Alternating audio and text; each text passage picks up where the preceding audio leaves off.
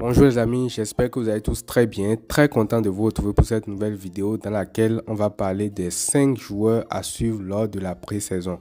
Alors vous savez que dans les catégories de jeunes, les catégories inférieures, il y a énormément de joueurs qui se démarquent souvent.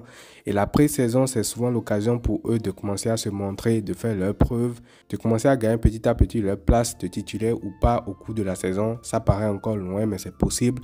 Un joueur comme Fermin Lopez, par exemple, est devenu joueur de l'équipe première en ayant marqué un golasso contre le Real Madrid en pré-saison. Du coup, la pré-saison peut changer pas mal de choses, surtout quand on prend en compte le fait qu'il y a certains postes où le Barça pourrait se renforcer en se retournant vers la Masia qui, voilà, a encore une fois beaucoup de talent à offrir. Donc, dans cette vidéo, on va revenir sur certains joueurs à suivre lors de cette pré-saison-là. Tout simplement, il y aura de très jeunes joueurs, des joueurs inconnus pour la plupart. Il y aura également des joueurs que vous connaissez peut-être déjà dans la liste. Donc, avant d'aller plus loin, n'hésitez pas à liker la vidéo, à vous abonner si ce n'est pas encore fait. C'est gratuit et ça me soutient. Alors, sans plus tarder, on va commencer tout de suite par le premier joueur à suivre lors de cette pré-saison. C'est un arrière gauche, c'est tout simplement Geoffrey Torrens. Alors, on sait qu'aujourd'hui, on a pas mal de problèmes à ce poste de latéral gauche là parce que, à part Baldé en vrai qui est une option sûre, tu as Etofort qui peut jouer là, qui est léger, tu as Gérard Martin qui peut jouer là, qui est léger. La meilleure option pour moi, ça aurait été de céder Gérard Martin qui apparemment est demandé par un club anglais et de récupérer Grimaldo qui coûte seulement 15 millions d'euros. Je ne sais pas si le Barça pourra le faire. Ce sera l'option idéale, mais si ça ne se fait pas, moi je pense que tu peux faire monter un jeune comme Geoffrey Torrens. Après, ça dépendra bien sûr de ses performances lors de la pré-saison, mais c'est un très jeune joueur et qui est très bon également. Je vais vous le présenter ici. Donc, il a 1,85 m. C'est quand même un joueur qui a un gabarit assez imposant. 18 ans seulement, mais un gabarit quand même assez impressionnant. Il est excellent en termes de sortie de balle par la conduite, un peu comme Baldé. Je ne dis pas que c'est le même profil, mais en termes de sortie de balle, casser une ligne de pressing, combiné avec ses coéquipiers et tout, il est vraiment intéressant. Il n'a pas la pression. Peu importe le pressing en face, ça peut être à 2, à 3, en train de foncer 3 sur lui. Il n'a aucune pression au pressing.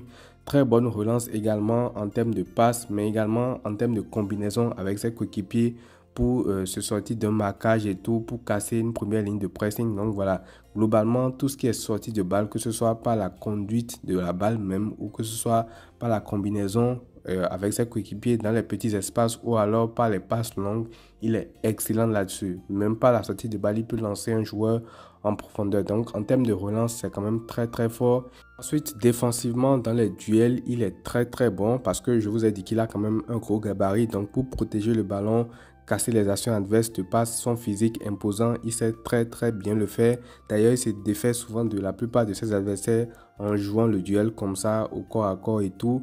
Et offensivement également, il a une qualité de percussion qui est pas mal pour rentrer à l'intérieur quand les liens sont centrés, prendre la profondeur à sa place, un peu comme le fait Baldé, éliminer son vis-à-vis, créer une situation dangereuse. Et il a également un sens du placement qui est quand même très bon pour un jeune joueur, pour faire des appels à vide des fois, pour libérer son ailier et tout. Donc c'est un joueur qui a quand même une très bonne compréhension du jeu et globalement tous les joueurs de la Masia ont quand même cette intelligence de jeu là. Maintenant, bon, je ne veux pas vous le vendre comme le latéral du siècle parce qu'on a dit que c'est un jeune, donc il a forcément également quelques petits défauts, quelques petites lacunes. Et globalement, défensivement, c'est quand même compliqué parce que voilà, j'avais tantôt dit qu'il était très bon dans les duels et tout, mais bon, dans le sens du placement, c'est souvent très approximatif défensivement, soit pour gêner son vis-à-vis en un contre un. Des fois, tu as l'impression qu'il est trop éloigné de son vis-à-vis, donc le vis-à-vis a la capacité de se retourner, de venir face à lui après, de pouvoir l'éliminer ou pas. Et également dans le placement pour gêner le potentiel receveur d'un ballon. En fait, tu as qu'il est souvent déconnecté en fait dans le sens du placement défensif. Donc, principalement, ces défauts sont axés sur le volet défensif en fait. Mais offensivement, il est quand même pas mal. Et à ça aussi, on peut rajouter le manque d'expérience forcément. Surtout que voilà, c'est un jeune joueur comme lui, bien évidemment. On passe maintenant au deuxième joueur à suivre lors de la pré-saison. C'est tout simplement Jan Vigili. Alors, Jan Vigili, c'est qui? C'est un ailier du Barça athlétique. Il a 18 ans, il a 1,77 m. C'est un très petit gabarit, mais bon, c'est quand même un très bon joueur, un très bon talent aussi. On en entend pas mal parler et donc c'est un ailier polyvalent qui est capable de jouer à gauche et également à droite. Il peut jouer sur les deux ailes en fait. Donc, c'est un joueur qui est polyvalent. Et la première qualité qu'il a, c'est sa qualité d'appel, sa capacité d'appel comme Rafinha dans les grands espaces pour créer du danger. Il est capable de partir à 2000 à l'heure, il est capable de sentir les coups dès qu'un milieu ou dès qu'un défenseur a le ballon et que la possibilité se présente pour lui de prendre la profondeur, de faire un appel dans l'espace. C'est très intéressant pour lui, c'est ce qui l'affectionne dans son jeu. Et également, c'est un ailier, donc il a une très bonne qualité de percussion pour éliminer son vis-à-vis en un contre un et partir très vite. Donc je me dis que cette caractéristique-là qu'il a pourrait être très intéressant dans le Barça de Flick éventuellement pour jouer les contres, parce qu'on sait que le Barça de Flick est assez versatile. On peut jouer en attaque placée, mais on peut également jouer très vite en exploitant les qualités de contre de notre équipe. Donc dans cette configuration là, c'est un joueur qui est quand même à l'aise, et techniquement aussi c'est pas un joueur qui a de quoi rougir dans les petits espaces, parce que quand les espaces sont fermés, qu'il n'y a pas de grands espaces, il peut également éliminer dans les petits espaces, avoir la qualité technique nécessaire pour conserver le ballon, combiner avec ses coéquipiers, etc., déborder, frapper, tous ces trucs là. Maintenant, évidemment, également, il a quelques lacunes dont on peut parler rapidement. Déjà, le premier truc et le truc le plus visible, c'est que vu qu'il a un petit gabarit et vu qu'il est encore très jeune, il n'est pas encore assez développé physiquement. Donc, dans les duels, il se fait énormément bouger, énormément manger. Et s'il devait venir en équipe première, c'est le premier truc que moi je me dis, ça peut être très problématique pour lui, parce que dans les duels, c'est vraiment une folie. Je me dis, s'il monte en équipe première, ça pourrait représenter son vrai point faible en fait. Parce que sur ce genre de situation-là, il perd beaucoup de ballons au quotidien, alors qu'en équipe A, ce sera ce à quoi il sera confronté tout le temps. Donc voilà, c'est un bon petit ailier aussi, mais physiquement, je trouve qu'il n'a pas encore assez de coffre et assez de bagages pour voilà, tenir face à des adversités qui vont peut-être miser sur cette carte-là en fait. On passe maintenant au troisième joueur de cette liste, le troisième joueur à suivre lors de la pré-saison du Barça. Là, il s'agit d'un défenseur, c'est tout simplement Landry Farré. Landry Farré, c'est également un défenseur qui fait énormément parler de lui dans les catégories inférieures du Barça. Il a 18 ans, il a 1m79, c'est un gros gabarit. Et franchement, lui, c'est vraiment une dinguerie parce que c'est le défenseur polyvalent par excellence. Pour préparer la vidéo, quand je faisais des recherches sur lui, quand j'ai vu sa fiche, je n'y ai absolument pas cru parce que c'est un joueur qui peut jouer à tous les postes, littéralement en défense en fait. Déjà, il est ambidestre, donc il est gaucher et droitier à la fois. Et en plus de ça, il peut jouer littéralement à tous les postes en défense. Il peut jouer latéral gauche, il peut jouer latéral droit, il peut jouer défenseur central gauche et également le défenseur central droit. C'est tout simplement hallucinant.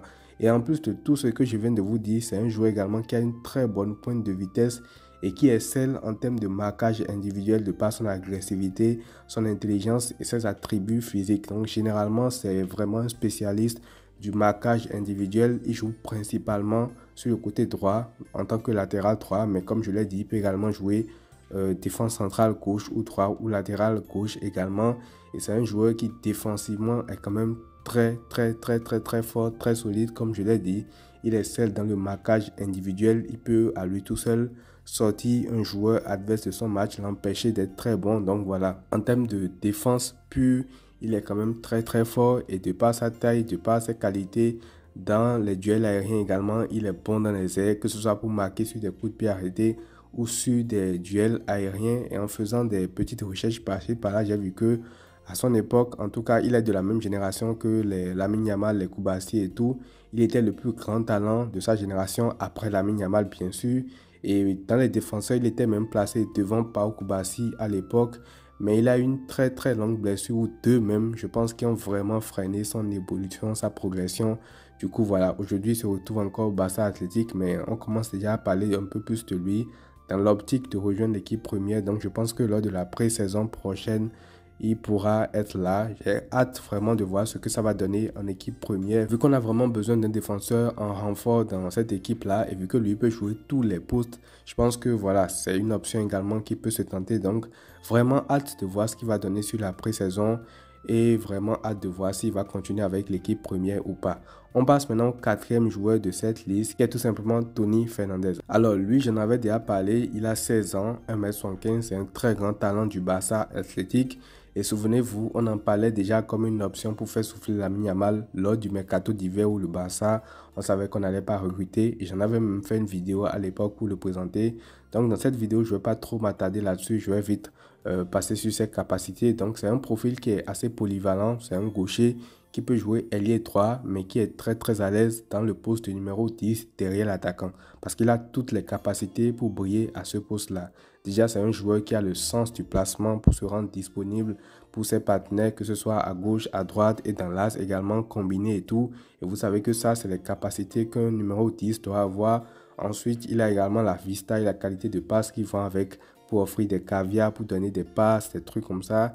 Et c'est un joueur en fait qui est un pur bowler en fait. C'est un joueur qui sent le jeu, qui a un grand QI foot et qui prend la plupart du temps les bonnes décisions. Tout, moi je le préfère plus dans l'as parce qu'il peut effectivement jouer ailier droit, mais dans l'as, je trouve qu'il est beaucoup plus à l'aise en fait. Dans un style un peu rapproché, il me rappelle un petit peu Arda Güler et c'est un joueur qui prend énormément de risques. Il ne cherche pas systématiquement la solution facile pour ne pas faire d'erreur et tout. Donc voilà, c'est vraiment un joueur que j'aime particulièrement. C'est un joueur que je pense que dans l'équipe première, il pourra quand même apporter pas mal de choses. Il a une bonne qualité de frappe aussi. Donc il peut être un danger permanent en fait, que ce soit par la passe mais également par le but. Donc j'ai hâte de voir également si lui aussi rejoint l'équipe première, ce que ça va donner. Mais on le verra déjà lors de la pré-saison. On passe maintenant au dernier joueur de cette liste qui est tout simplement Marc Bernal. Alors lui, ce ne sera pas seulement sur la pré-saison, mais ce sera également sur l'ensemble de la saison. Parce que je pense et j'estime que c'est la recrue phare du Barça, en tout cas au milieu de terrain cet été, puisqu'il revient d'une longue blessure. Et en parlant même de ça, le milieu du Barça la saison prochaine, ça va être une folie en fait. Parce que tu as pratiquement tous les postes qui seront doublés. Tu as Gavi, tu as Olmo, tu as Fermin, tu as Pedri, De Jong. À ça, tu rajoutes Casado et Bernal. Ça va juste tourner au milieu de terrain en fait. C'est pour ça que je disais dans mon mercato idéal qu'un joueur par exemple comme Pablo Torre ne pourrait pas avoir de temps de jeu parce que avec tout ce qu'on a au milieu de terrain là, ça va juste tourner. Et j'ai hâte de voir ce que Bernal va donner dans ce milieu de terrain là. Mais il sera important d'aller mollo avec lui parce que je pense qu'à l'image de Gavi, lors de la saison qui vient de s'écouler, il revient des croisés, donc il va falloir l'insérer petit à petit. Certes, il avait déjà montré des choses exceptionnelles lors de la dernière pré-saison. Malheureusement, il s'est blessé lors des premiers matchs de Liga, mais cette saison, j'ai vraiment hâte de voir ce qu'il va donner à la reprise. C'est un joueur qui est bon à la relance, il ne panique pas, il a une capacité d'interception très élevée parce qu'il a une très bonne lecture du jeu également. Bon, avec ballon, sans ballon, tout ça. Donc, franchement, j'ai vraiment hâte qu'il revienne. J'ai hâte de voir également ce que ça va donner dans ce milieu de terrain là parce que le milieu de terrain du Barça peut être une folie et la plupart des joueurs sont quand même très jeunes. Donc, tu les as encore pour des années et des années. Donc, voilà les amis, c'est tout pour cette vidéo là. N'hésitez pas à me dire ce que vous en pensez dans les commentaires. J'ai jugé bon de faire cette vidéo pour parler de pas mal de petits joueurs par-ci par-là qui s'annoncent.